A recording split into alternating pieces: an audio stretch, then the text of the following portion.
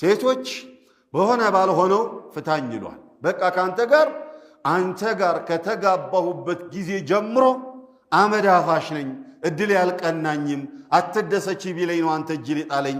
አንድ ላቃ ኑርሃት እኮ ሕይወቷን በሙሉ አንድ ላቃ ኑርሃት በሆነ ጥፋት ኦር በሆነ ነገር አንተ ጋር ከገባሁበት ጊዜ ጀምሮ ይሄው የ40 ቀን እድሌ እከኪ ብሎ ቢለኝ አንተ እጅ ጣለኝ ትላለች።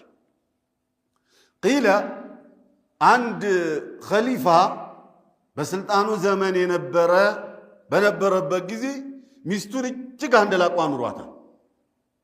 ከለታት አንድ ቀን እንዴት ነው ህይወት በቃሽ? ተደስተሻል? በእኔ ረክተሻል? ማደርግልሽ ነገር በሙሉ እንዴት ነው ያስደሰተሽ ነው ብሎ አላት አሉ። ኪታብ ነው። እኔ በጣም ደስ ብሎኛል፣ ግን አንድ ነገር ይቀረኛል። ምን? በሚስክ የተቦካ ጭቃ ላይ መሄድ ፈለግኩኝ አለች። ኸሊፋ አይደል? እጁ አይደል? የሀገር ንብረት እጁ ላይ አይደል ያለው? ኧረ መንገዱ ላንቺ ማላረጉ የለኝም፣ የፈለግሽውን ጠይቂኝ። ሚስክ አምጥቶ ደጅ ላይ ያኒ ግቢዋ ላይ ጭቃ አስቦካላትና በሚስክ ሂጅበት አላት። በባዶ እግሬ መሄድ አምሮኛል አለችው። እንደው አርግዛ ቢሆን እንኳን ደግ እኮ ነው፣ ዝም ብላ ወፈፈስ ያረጋት። ለማንኛውም በባዶ እግሯ ሄደችበት። ስልጣን ላይ የተቀመጠ ሰው በተለይ ስልጣኑ ላይ በነበረበት ጊዜ ይባልግና ይበላ ከነበር፣ የሰዎችን ሐቅ ያጎድፍ ከነበር፣ አላሁ ጀለ ወዐዛ አይቶ እንዳላየ ሰምቶ እንዳልሰማ በደንብ አርጎ ያሰባውና በኋላ ላይ ያዋርደዋል። የተለመደ ነው፣ የምናየው ነው፣ ያየነውም ነው።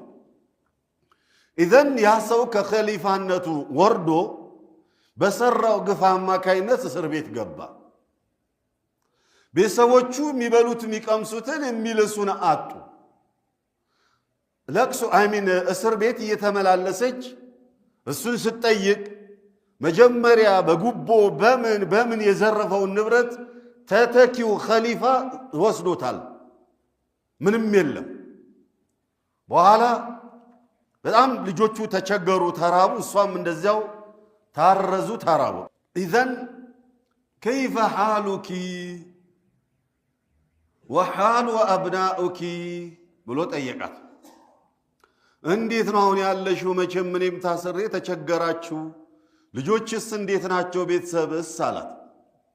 ላ ተስአል አን ሓሊ ወሓለ አብናኢ፣ ስለ እኔና ስለ ልጆቼ ሁኔታ ምን ጠይቀኛለህ? አላህ እኮ ተንገላቱ ተሰቃዩ ብሎ ያለኝ እኔንም ልጆቼንም አንተ እጅ ላይ ያስገባን ጊዜ ነው አለች።